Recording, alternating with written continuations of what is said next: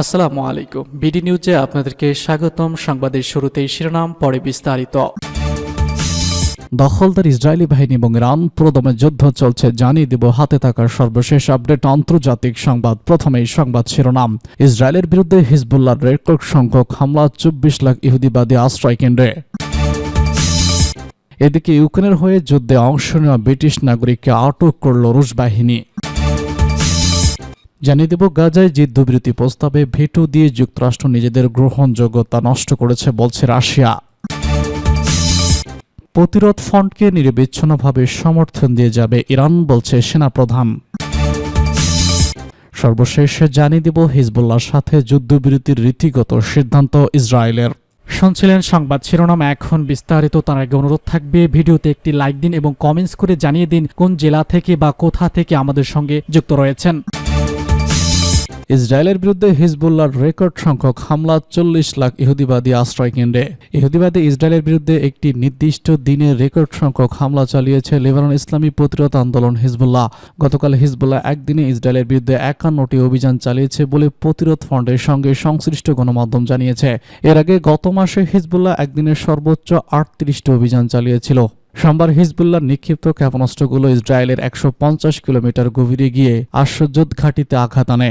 এছাড়া তেল আবিবের দক্ষিণে অবস্থিত পাল মাচিদ সেনাঘাঁটিতেও হিজবুল্লাহর ক্ষেপণাস্ত্র পৌঁছাতে সক্ষম হয়। এসব হামলায় 350টিরও বেশি রকেট ক্ষেপণাস্ত্র ব্যবহার করা হয় এবং এ সময় ইসরায়েলের বিভিন্ন শহরে 543 বার সাইরেন বেজে ওঠে। ফলে প্রায় 40 লাখ ইহুদিবাদী আশ্রয় কেন্দ্রে ঢুকতে বাধ্য হয়। এসব রকেট ও ক্ষেপণাস্ত্র আঘাতে ইসরায়েলের জানমালের ব্যাপক ক্ষয়ক্ষতি হয়, যদিও সেসব ক্ষতির পরিমাণ তেল আবিব প্রকাশ করেনি। তেল আবিবের একটি সামরিক লক্ষ্যবস্তুতে ক্ষেপণাস্ত্র ড্রোন হামলা চালানোরও খবর দিয়েছে হিজবুল্লাহ।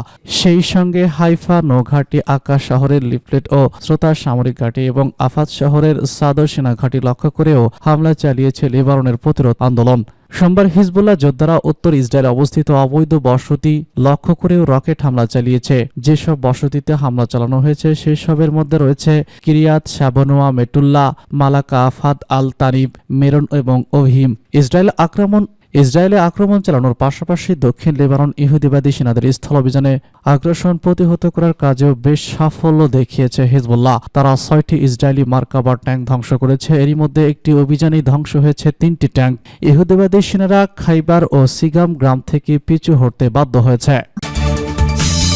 ইউক্রেনের হয়ে যুদ্ধে অংশ নেওয়া ব্রিটিশ নাগরিককে আটক করল রুশ বাহিনী। রাশিয়ার কুরস্ক অঞ্চলে ইউক্রেন সেনাবাহিনীর হয়ে রুশ বাহিনীর বিরুদ্ধে লড়াই করা একটি ব্রিটিশ ভাড়াটে যোদ্ধাকে আটক করা হয়েছে। মস্কোর স্থল বাহিনী রণাঙ্গনের কিছু অংশে সাফল্য ত্বরান্বিত করেছে। সোমবার রাষ্ট্রীয় বার্তা সংস্থা তাস এবং অন্যান্য গণমাধ্যম এই ব্রিটিশ নাগরিককে জোসেফ কট রস অ্যান্টলন্স বলে শনাক্ত করেছে। তাস তাকে উদ্ধার করে বলেছে তিনি 4 বছর ধরে ব্রিটিশ সেনাবাহিনীতে সিগন্যাল ম্যান হিসেবে কাজ করতেন এবং এরপর ইউক্রেনের আন্তর্জাতিক বাহিনীতে যোগ দেন। এই ইউক্রেনের বিরুদ্ধে রাশিয়ার প্রায় 3 বছরের যুদ্ধের প্রথম দিকে গঠিত হয়েছিল। খবরে বলা হয়েছে আটক ব্রিটিশ নাগরিক ইউক্রেনীয় সেনাদের প্রশিক্ষক হিসেবে কাজ করতেন এবং তাকে তার ইচ্ছার বিরুদ্ধে কুরস্ক অঞ্চলে মোতায়েন করা হয়েছিল। টাস একটি ভিডিও প্রকাশ করেছে যেখানে দেখা যাচ্ছে ওই ব্যক্তি ইংরেজিতে বলছেন তিনি এখানে থাকতে চাচ্ছেন না। প্রতিবেদনটি স্বাধীনভাবে যাচাই করা সম্ভব হয়নি, তবে যদি নিশ্চিত করা হয় এটি ইউক্রেনের পক্ষে লড়াই করার সময় রাশিয়ার মাটিতে আটক পাশ্চাত্য নাগরিকদের প্রথম প্রকাশ্যে আসা ঘটনাগুলোর মধ্যে একটি হতে পারে। মস্কোতে যুক্তরাজ্যের দূতাবাস জানায় কর্মকর্তারা আটকের পর খবর পাওয়ার পর তার পরিবারকে সহায়তা করবেন, তবে এই বিষয়ে বিস্তারিত আর কিছু তারা জানায়নি। মন্তব্যের জন্য অনুরোধ করা হলে রুশ প্রতিরক্ষা মন্ত্রণালয় তাৎক্ষণিকভাবে সেই অনুরোধ সাড়া দেয়নি। ওই সেনার বাবা স্কট অ্যান্ডারসন ব্রিটেনের ডেইলি মেইল পত্রিকাতে বলেছেন তার ছেলে ইউক্রেনীয় কমান্ডার তাকে জানিয়েছেন এই যুবককে আটক করা হয়েছে। তিনি সংবাদপত্রে বলেছেন, আমি আশা করছি তাকে দর কষাকষির জন্য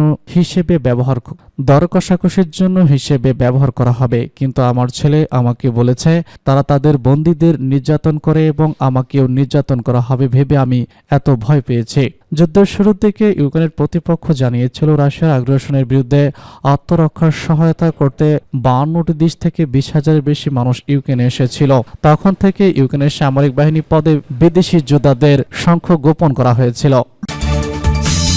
গাজায় যুদ্ধবিরতি প্রস্তাবে ভেটো দিয়ে যুক্তরাষ্ট্র নিজেদের গ্রহণযোগ্যতা নষ্ট করেছে বলছে রাশিয়া।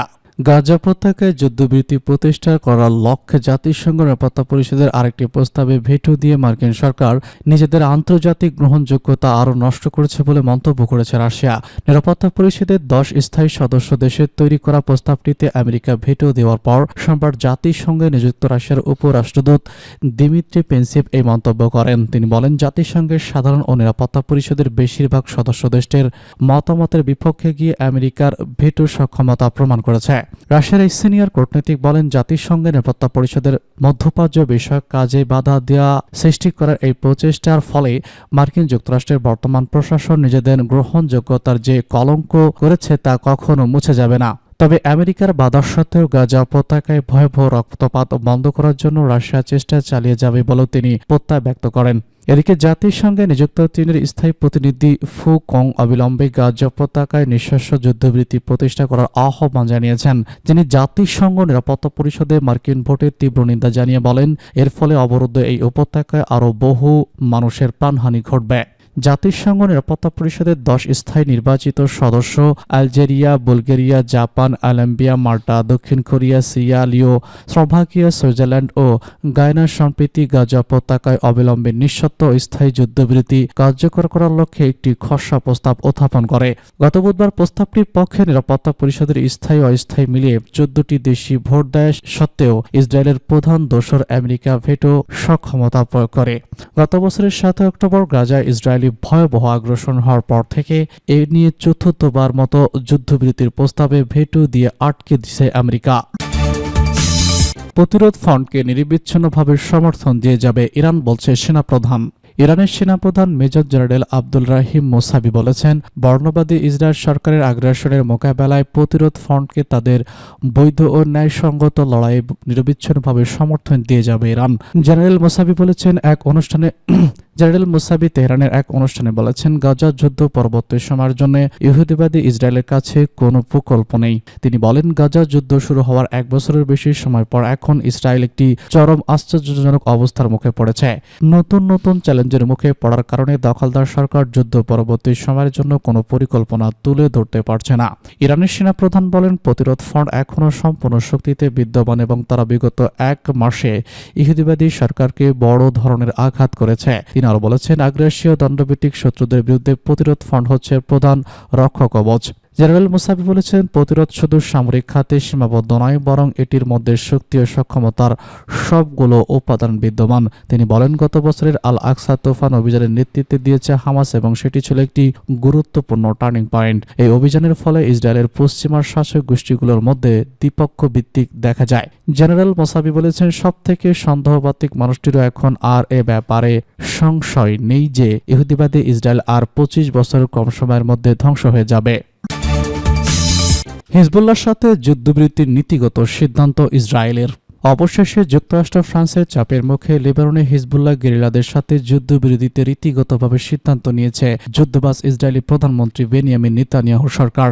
লেবানন ও ইসরায়েলি কর্মকর্তাদের উদ্ধৃতি দিয়ে Time of Israel, pan Arab আশরাফ আল সাওয়াদ ও আল জাজিরা সংবাদ এই তথ্য জানিয়েছেন। ইসরায়েলি প্রধানমন্ত্রী বেনিয়ামিন নেতানিয়াহু গতকাল সোমবার মন্ত্রিসভা জরুরি বৈঠকে এই রীতিগত সিদ্ধান্ত নিয়েছেন। এদিকে সোমবারও হিজবুল্লাহ 3 শতাধিক ক্ষেপণাস্ত্র হামলা চালিয়েছে ইসরায়েলের বিভিন্ন স্থাপনায়। হামলা থেকে রেহাই পায়নি ইসরায়েল বিভিন্ন সামরিক স্থাপনা ও দক্ষিণ অঞ্চলের নৌঘাটিও। এছাড়া বেসামরিক নাগরিকদের ঘর বাড়িও বিভিন্ন অবকাঠামো বাদ যায়নি। এদিকে জেরুজালেম, ওয়াশিংটন ও বৈরুতের কর্মকর্তাদের উদ্ধৃতি দিয়ে একাধিক ইসরায়েলি গণমাধ্যম জানিয়েছে, বেশ কয়েকটি বিষয় নিয়ে আরও আলোচনা করতে হবে। তবে তেল আবিব যুদ্ধবিরতির প্রধান বিষয়গুলোতে অনুমোদন দিয়েছে। সোমবার ইসরায়েলি গণমাধ্যম ইয়েনেট বলেছে, ইসরায়েলের মনোভাব লেবাননকে জানানো হয়েছে। গত সপ্তাহে হিজবুল্লাহ প্রধান নাইম কাসেম জানিয়েছে, যুদ্ধবিরতির জন্য মার্কিন প্রস্তাব আমরা পর্যালোচনা করেছি। স্পিকার নাপিত বেরির মধ্যস্থতার মাধ্যমে তার প্রতিক্রিয়া জানানো হয়েছে। নাইম কাসেম আরও বলেছেন, বল এখন ইসরায়েলের কোর্টে। এছাড়া লেবানন সরকার ও দেশটির সশস্ত্র গোষ্ঠী হিজবুল্লাহ জানিয়েছে, ইসরায়েলের সাথে যুদ্ধবিরতির প্রস্তাবিত যুদ্ধবিরতির চুক্তিও তারা আগ্রহ করেছে। যুক্তরাষ্ট্রের বিশেষ দূত গত সপ্তাহে বৈরুতে, জেরুজালেম ও লেবানন সফর করে সব পক্ষের সাথে বৈঠক করেছেন। তিনি বলেন, সম্ভাব্য চুক্তি নিয়ে এগিয়ে যাওয়ার এটাই শেষ সুযোগ। তিনি আরও বলেছেন, সম্ভাব্য মার্কিন যুদ্ধবিরতি প্রস্তাব অনুযায়ী প্রাথমিকভাবে 60 দিনের যুদ্ধবিরতিতে যাবে ইসরায়েল ও হিজবুল্লাহ। এতে পরীক্ষামূলক হিসেবে দেখা হবে।